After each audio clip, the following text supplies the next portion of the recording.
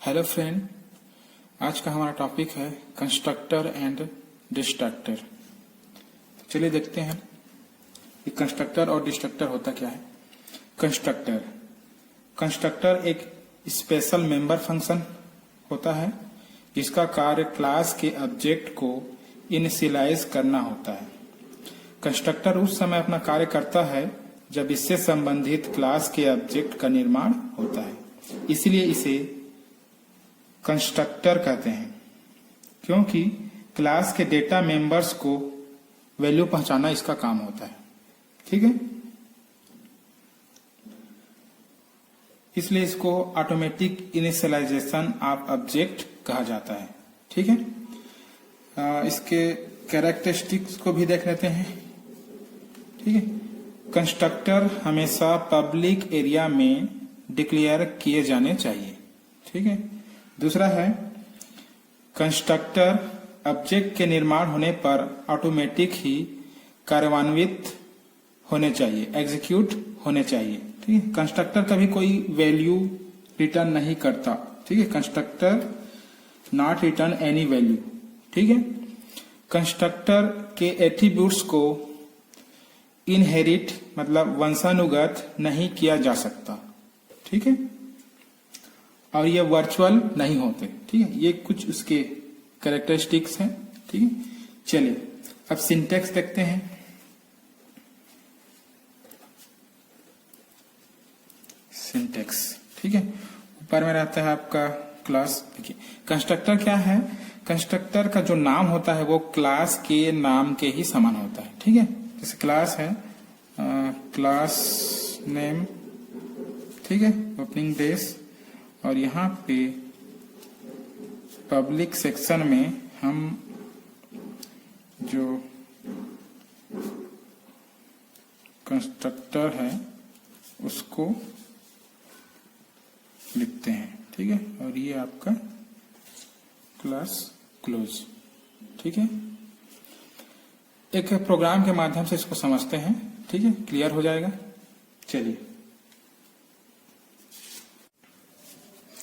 ऊपर में रहता है header file, has include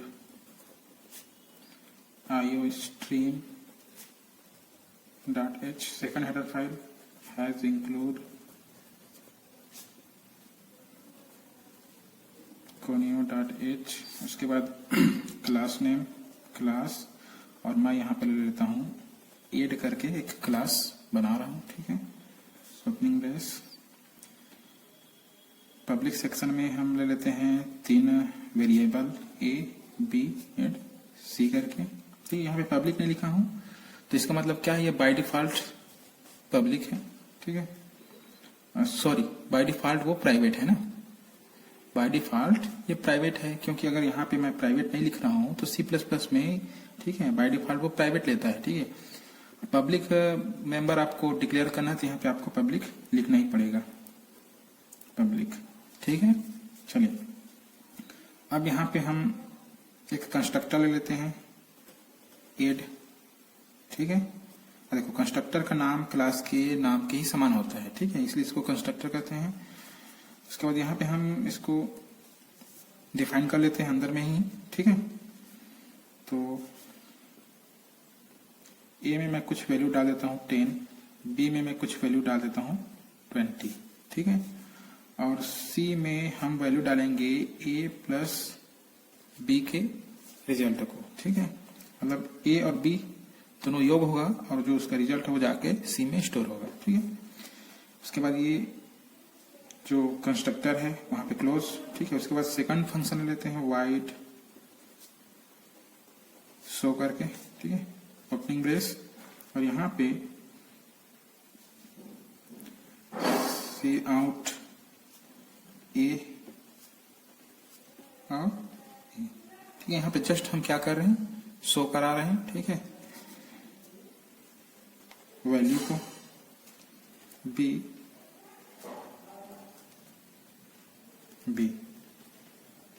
end L line को इंड करने के लिए। ठीक है, उसके बाद जो सी में जो वैल्यू है उसको भी हम करा देते हैं, तो सी आउट ए प्लस बी किए हैं। ठीक है, जिसका जो रिजल्ट है उसी में है, ठीक, इन एन। उसके बाद ये शो मेंबर फंक्शन भी क्लोज हो जाता है और आपका क्लास यहाँ पे क्लोज हो जाता है, ठीक है।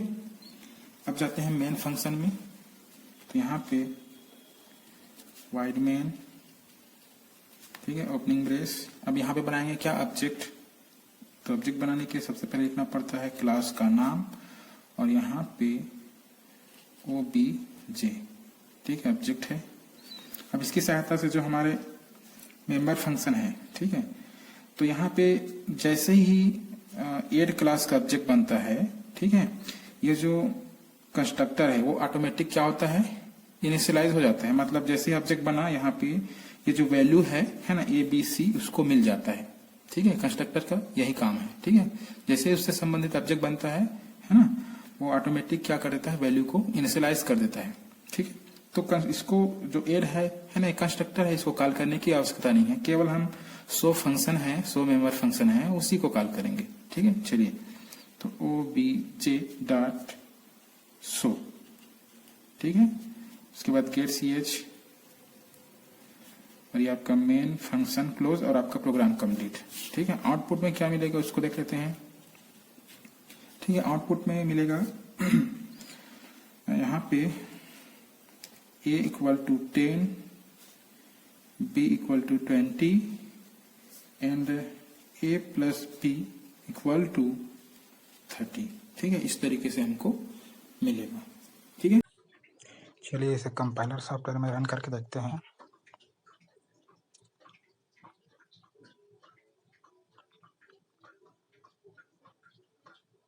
सबसे पहले रहता है आपका header file has include iostream.h,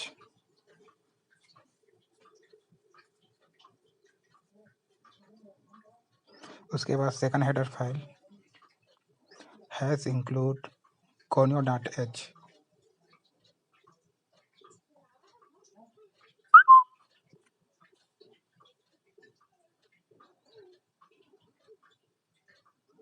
उसके बाद क्लास हम यहाँ पे ले लेते हैं एड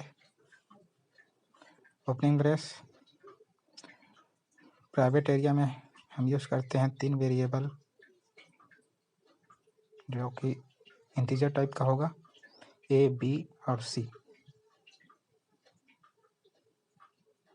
उसके बाद पब्लिक एरिया में पब्लिक मेंबर हम ले लेते हैं, एक कंस्ट्रक्टर ले लेते हैं एड करके, ये डिफ़ॉल्ट कंस्ट्रक्टर है, ठीक है। उसके बाद इसमें A और B को इनिशियलाइज कर देते हैं। A में वैल्यू दे देते हैं 10 और B में वैल्यू दे देते हैं 20। उसके बाद सेकंड मेंबर फंक्शन हम यूज करते हैं यहाँ पे शो करके,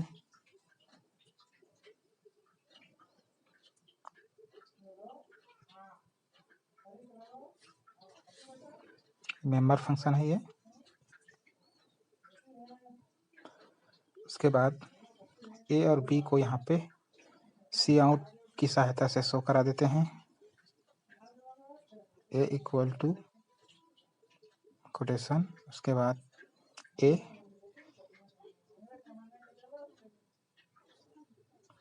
उसके बाद इंट L, ये ऑपरेटर है लाइन को इंट करने के लिए। उसके बाद सेकंड जो वेरिएबल है B है ना, उसको भी हम प्रिंट करा देते हैं सी आउट की सहायता से।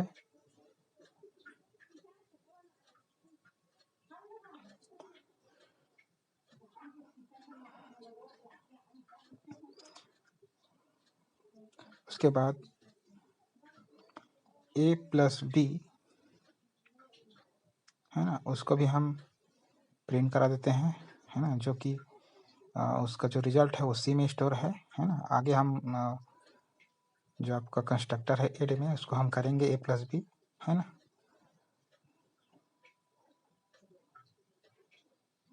ये आपका क्लास क्लोज। उसके बाद मेन फंक्शन स्टार्ट होता है, wide main opening brace CLRSCR पिछला वाला आउटपुट को क्लियर करने के लिए। इसके बाद ऑब्जेक्ट बनाते हैं, एड क्लास है, उसका ऑब्जेक्ट हम बनाते हैं ओबीजे। उसके बाद ओबीजे ऑब्जेक्ट की सहायता से मेंबर फंक्शन को हम कॉल करेंगे, शो को, ठीक है। ऑब्जेक्ट आपका ऑटोमेटिक इनिशियलाइज हो जाएगा, ऑटोमेटिक कॉल हो जाएगा जब जो आपका कंस्ट्रक्टर है वो, ठीक है। गेट ch, इसके बाद आपका प्रोग्राम कंप्लीट। कंपाइल कर लेते हैं, 0 एरर, रन करते हैं। सी में यहाँ पे गलत वैल्यू आएगा, गलत रिजल्ट आएगा, क्योंकि हम अभी a + b अभी किए नहीं हैं और सी में हम उसको इनिशियलाइज नहीं किए हैं। चलिए करते हैं इनिशियलाइज। इसको हम शो में नहीं, कंस्ट्रक्टर फंक्शन में हम इसको करेंगे। चलिए कंस्ट्रक्टर फंक्शन में हम उसको करते हैं। सी में वैल्यू जाएगा a + b का, ठीक है। अब सही है, एक बार कंपाइल कर लेते हैं फिर से, उसके बाद रन करते हैं। अब यहाँ पे रिजल्ट सही आएगा, ठीक है।